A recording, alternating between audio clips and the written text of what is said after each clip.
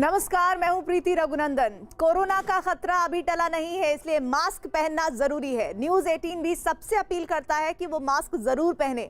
PM ने भी कहा है कि कोरोना से लड़ाई में मास्क ही हथियार है, इसलिए नेताओं से भी अपील है कि वो अपनी सभाओं और रैलियों में मास्क पहने और लोगों को भी मास्क पहनने के लिए कहें। और प्रधानमंत्री नरेंद्र मोदी बांग्लादेश की 2 दिन की यात्रा पर हैं। बांग्लादेश के विजय पर्व समारोह में वो शरीक होने गए हैं। दोस्ती की कड़ियों को और मजबूत करने के लिए मोदी इस कार्यक्रम में शिरकत कर रहे हैं। पत्थर की लकीर में आज बहुत कुछ खास है आपके लिए। 26 मार्च 1971 यही वो तारीख है जब पाकिस्तान का पूर्वी हिस्सा बांग्लादेश के रूप में अस्तित्व में आया था। बांग्लादेश के मुक्ति संघर्ष में भारत ने बहुत मदद की थी और आज जब बांग्लादेश स्वाधीनता के 50 साल का समारोह मना रहा है तो भारतीय लोकतंत्र के सबसे बड़े नेता पड़ोसी देश की खुशी में शरीक होने राजधानी ढाका पहुंचे हैं। कोरोना काल में प्रधानमंत्री नरेंद्र मोदी पहले विदेशी दौरे पर हैं और सुबह करीब 11 बजे प्रधानमंत्री का विशेष विमान एयर इंडिया 1 ढाका के हजरत शाहजलाल इंटरनेशनल एयरपोर्ट पर उतरा। बांग्लादेश की प्रधानमंत्री शेख हसीना ने उनका स्वागत किया। विदेश नीति के लिहाज से अहम इस दौरे के लिए राजधानी ढाका मोदी के स्वागत में सजी है। ढाका की सड़कों पर, अहम इमारतों पर शेख हसीना और मोदी की तस्वीरें लगी हैं। दोनों देशों के झंडे फहराए जा रहे हैं। प्रधानमंत्री आज सांस्कृतिक कार्यक्रमों में शरीक हुए हैं और 27 मार्च की सुबह वो एक ऐसे मंदिर में जाएंगे जिसे पश्चिम बंगाल चुनाव से जोड़कर देखा जा रहा है।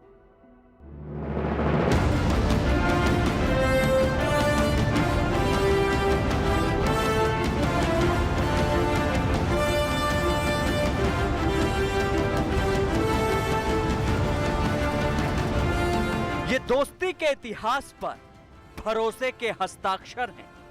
ये बानगी है साझा विरासत की, उस इमारत की जिसमें दोस्ती का सीमेंट भरकर उसे और मजबूत बनाया जा रहा है।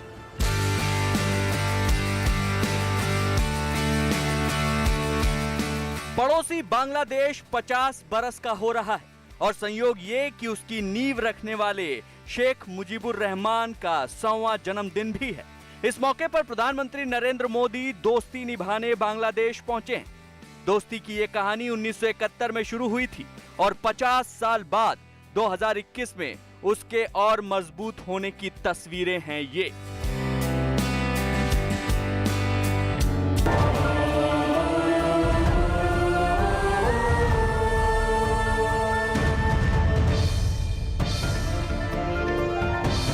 मार्च 1971 यही वो तारीख थी जब पाकिस्तान 2 टुकड़े हुआ और दुनिया के नक्शे पर एक नया देश उभरा।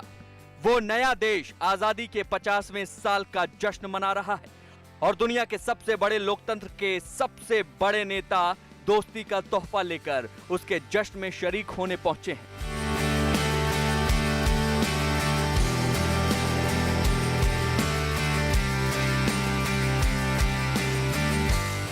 कोरोना काल में प्रधानमंत्री नरेंद्र मोदी का यह पहला विदेशी दौरा है।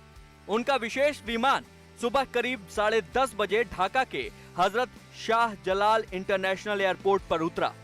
इधर रेड कारपेट पर प्रधानमंत्री के पांव पड़े और उधर उनकी अगवानी में बांग्लादेश की प्रधानमंत्री शेख हसीना के कदम आगे बढ़े।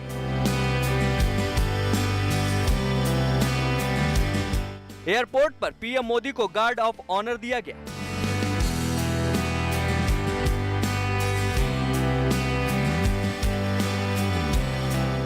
इसके बाद प्रधानमंत्री बांग्लादेश के उन शहीदों के स्मारक पर शीश झुकाने पहुंचे जिन्होंने मुक्ति संघर्ष में अपने प्राणों की आहुति दी। मोदी के दौरे के लिए पूरा ढाका सज गया। सड़कों पर प्रधानमंत्री मोदी और शेख हसीना के बड़े बड़े पोस्टर और कटआउट नजर आए।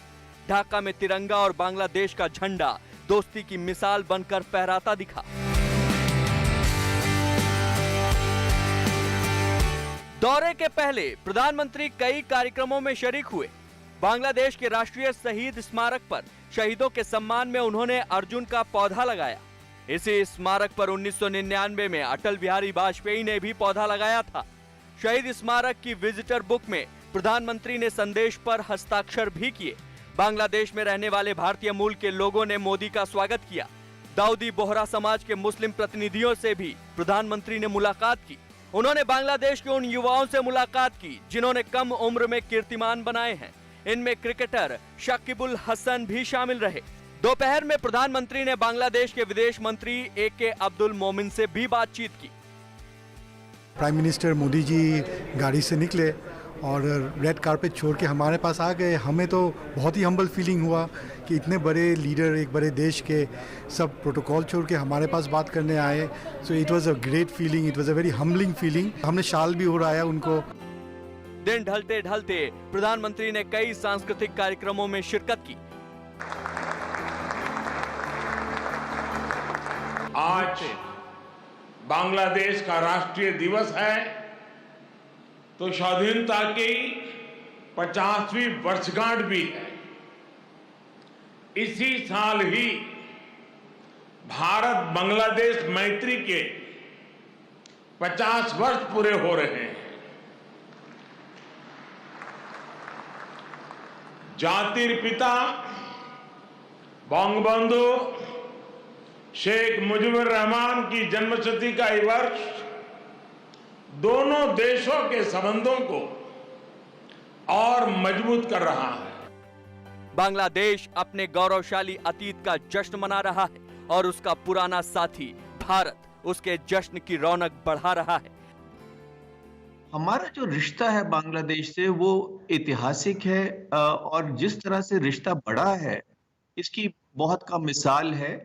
बांग्लादेश और भारत के रिश्ते किसी भी देश के रिश्तों की मिसाल बने हुए हैं और हर एक क्षेत्र में ये रिश्ता बड़ी तेजी से बढ़ रहा है और हमको गर्व है। प्रधानमंत्री मोदी के बांग्लादेश दौरे का दूसरा दिन बहुत अहम रहने वाला है। दूसरे दिन प्रधानमंत्री बांग्लादेश की राजधानी ढाका से बाहर के दौरे पर निकलेंगे। काफी अरसे के बाद मैं कह सकता हूं कि भारत के प्रधानमंत्री ढाका के बाहर जा रहे हैं। तो इस बारी सतखीरा डिस्ट्रिक्ट जा रहे हैं। सतखीरा के अलावा ये गोपालगंज डिस्ट्रिक्ट जा रहे हैं। फिर उसके बाद तुंगीपारा जहाँ पे बंगबंधु साहब की समाधि है, इन 3 जगह जाएंगे। तो ये इसमें आधा दिन के टाइम पे काफ़ी टाइट शेड्यूल होगा, मगर हमारी जो साझा कल्चर है उसको प्रकट करना चाहेंगे। 27 मार्च को प्रधानमंत्री बरिसाल जिले में पड़ने वाले सुगंधा शक्तिपीठ में पूजा करने जाएंगे। इस पीठ को 51 शक्तिपीठों में से एक माना गया है। इसके अलावा मोदी ओराकांदी मंदिर भी जाएंगे। ओराकांदी मंदिर मतुआ महासंघ के नींव रखने वाले हरिश्चंद्र ठाकुर का जन्म स्थान है। हरिश्चंद्र ठाकुर को मानने वाले मतुआ समुदाय के लोग पश्चिम बंगाल में बड़े पैमाने पर रहते हैं। विश्व भर में एक बहुत ही ऊंचाई पहचान बन रहे हैं, खास करके मतुआ समाज के। इसको लेके पूरा भारतवर्ष और बांग्लादेश के मतुआ हिंदू समाज, पिछड़े वर्ग के समाज को एक मर्यादा मिल रहा है। तो हम लोगों के दृष्टिकोण से दोनों देशों का प्रधानमंत्री जी का ये जो सोच है, तो ये एक बहुत बड़ा बात है और इसको आगे बढ़ने के लिए, दोनों देश को आगे ले जाने के लिए बहुत अहम भूमिका निभा रहे हैं दो देश का प्रधानमंत्री जी। तो बहुत बहुत धन्यवाद माननीय प्रधानमंत्री जी को। जिस वक्त प्रधानमंत्री इन मंदिरों में पूजा करेंगे उस वक्त पश्चिम बंगाल में पहले चरण की वोटिंग हो रही होगी। 27 मार्च को पश्चिम बंगाल की 30 सीटों पर मतदान होना है और इन मंदिरों में जाकर प्रधानमंत्री मतुआ समुदाय को खास संदेश देने की कवायद करेंगे। जहां तक प्रधानमंत्री मोदी जी का सवाल है, वो आपने देखा होगा कि वो हर एक वर्ग के लोगों को मिल रहे हैं, हर एक राजनीतिक वर्ग के लोगों को, समाज के भिन्न भिन्न वर्ग के लोगों को, क्योंकि वो भारत के प्रधानमंत्री हैं। और ये जो कर रहे हैं, वो जो मीटिंग्स हैं, जो बातचीत हो रही है, उससे हमारे दोनों देशों के संपर्क बढ़ेंगे। पश्चिम बंगाल में मतुआ समुदाय शरणार्थी के तौर पर रहता है और उनकी मांग है नागरिकता दी जाए। इस समुदाय का बड़ा वोट लोकसभा चुनाव में बीजेपी को मिला था। बांग्लादेश से ही मतुआ समुदाय पश्चिम बंगाल आया था। मतुआ समुदाय अनुसूचित जाति में आता है।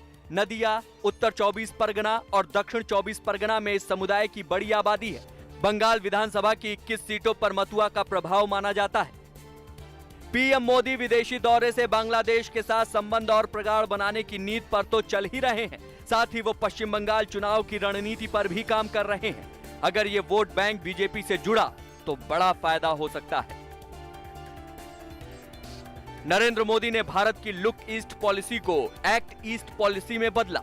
विदेश नीति की इसी पॉलिसी पर चलते हुए वो पूर्वी भारत के राज्य पश्चिम बंगाल में वोटों का समीकरण साधने की कोशिश कर रहे हैं।